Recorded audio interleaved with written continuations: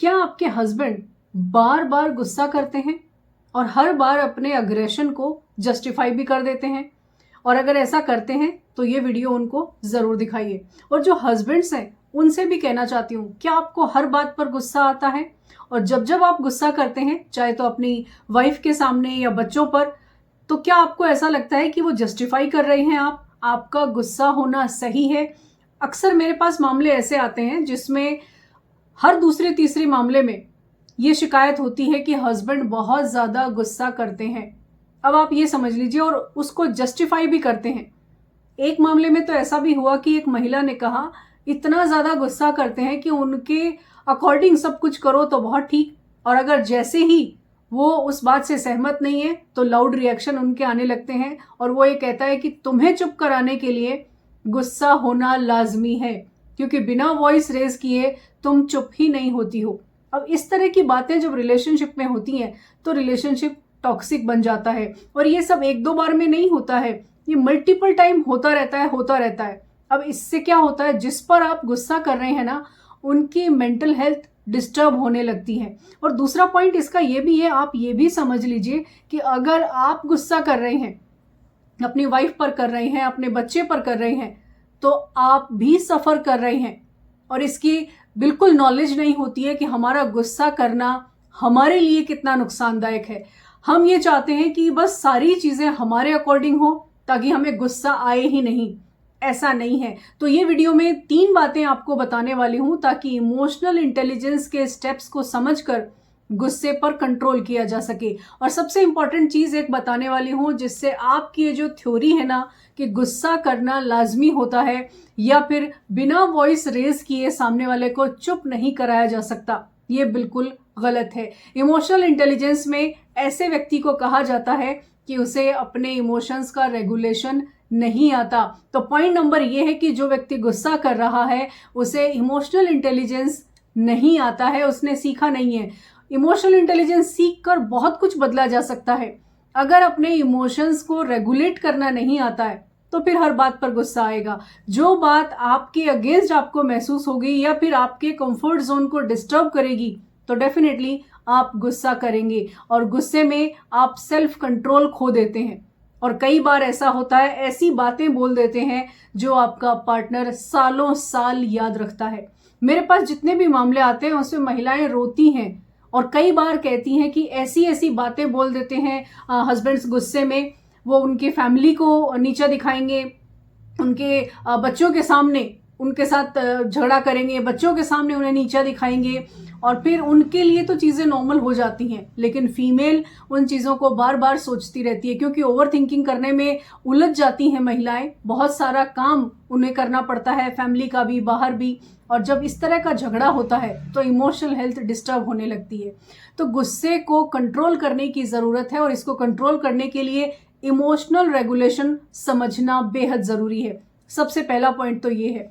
अब बढ़ते हैं दूसरे पॉइंट की तरफ। दूसरा पॉइंट ये है कि ये जो थ्योरी है ना कि लाउड होना पावर है, या जो स्ट्रॉन्ग मैन होगा वो लाउड भी हो सकता है, वो अगर गुस्सा कर रहा है तो वो जस्टिफाई है, ये बिल्कुल रॉन्ग थ्योरी है। क्या होता है, हमारे सिस्टम में, हमारी फैमिली में लड़कों को एक अलग ट्रीटमेंट के साथ पाला जाता है, उनकी परवरिश डिफरेंट होती है, इसलिए वो अग्रेशन बहुत ज़्यादा उनके बिहेवियर में आ जाता है। उनके इमोशंस को सप्रेस कर दिया जाता है, क्योंकि अक्सर हम सुनते हैं ना कि मर्द को दर्द नहीं होता, या फिर लड़के हो तुम लड़की की तरह कैसे रो सकते हो। भाई, लड़के को भी इमोशंस है, वो भी अपने इमोशंस को एक्सप्रेस कर सकता है, लेकिन हमारी सोसाइटी में क्या होता है, एक्सप्रेशंस को दबाना सिखाया जाता है, खासकर मेल पर्सन्स को, खासकर लड़कों को। और यही वजह होती है कि जब वो बड़े होते हैं तो उनके इमोशंस सप्रेस होते रहते हैं। उसमें बहुत सारा हर्ट, बहुत सारा फ्रस्ट्रेशन, डिसरेस्पेक्ट, बहुत सारी वायलेंस जो कि बच्चों के साथ होती है, वो और भी तमाम तरह के नेगेटिव इमोशंस स्टोर होते रहते हैं। और वो स्टोर होने का एक रिजल्ट सामने आता है अग्रेसिव बिहेवियर।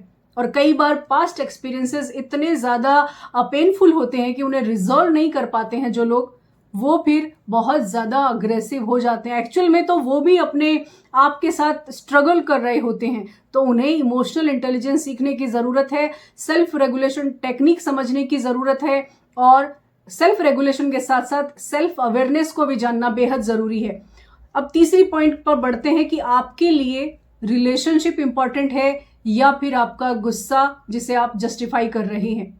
अगर रिलेशनशिप इंपॉर्टेंट है तो अपने गुस्से को कंट्रोल करना सीखिए, क्योंकि बहुत सारे रिश्ते सिर्फ गुस्से के कारण, आपके बार बार गुस्से के कारण, गुस्से में बोले गए शब्दों के कारण, आपके लाउड बिहेवियर के कारण डिस्ट्रॉय हो रहे हैं। मेरे पास आने वाली जितनी भी महिलाएं हैं उनकी सबसे बड़ी शिकायत यही होती है कि हस्बैंड बहुत गुस्सा करते हैं। अब मुझे बताइए, गुस्सा करने का जब तक कि आप सीखेंगे नहीं, क्योंकि आप खुद भी परेशान हैं, गुस्सा करना आपको भी अच्छा नहीं लगता होगा। और गुस्सा आदमी किस पर करता है? जिसे वो अपने से कमजोर समझता है। आप अपने बॉस पर तो गुस्सा नहीं करते होंगे, अपने फादर पे तो गुस्सा नहीं करते होंगे, जो हमसे ज्यादा पावरफुल होगा उस पर हम गुस्सा नहीं करते। गुस्सा कहाँ निकलता है? जिसे हम अपने से कमजोर समझते हैं। तो हमारे इमोशंस को हम रेगुलेट करना नहीं जानते हैं, इसीलिए ये सारी प्रॉब्लम्स आती हैं। इसलिए इन 3 पॉइंट्स को ध्यान में रखिए। सबसे पहला तो कि आपके एंगर ट्रिगर्स को आप आइडेंटिफाई करिए।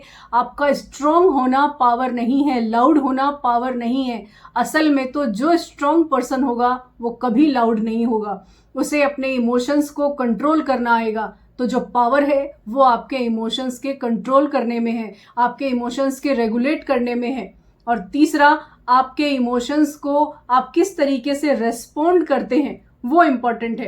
अक्सर गुस्सा क्या है? एक रिएक्शन है, ये सेकेंडरी इमोशन है। इसके पीछे के जितने भी इमोशंस हैं वो बहुत अलग हैं।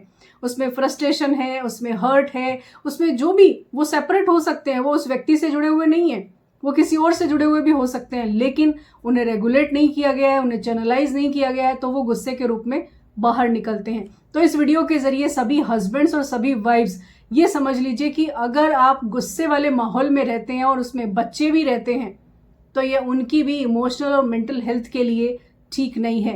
तो अपने घर का एनवायरनमेंट बहुत खुशनुमा हो, बहुत अच्छा हो, इसके लिए ज़रूरी है अपने इमोशंस को रेगुलेट करना सीखिए और साथ ही अपने पार्टनर को इसमें सपोर्ट भी करिए।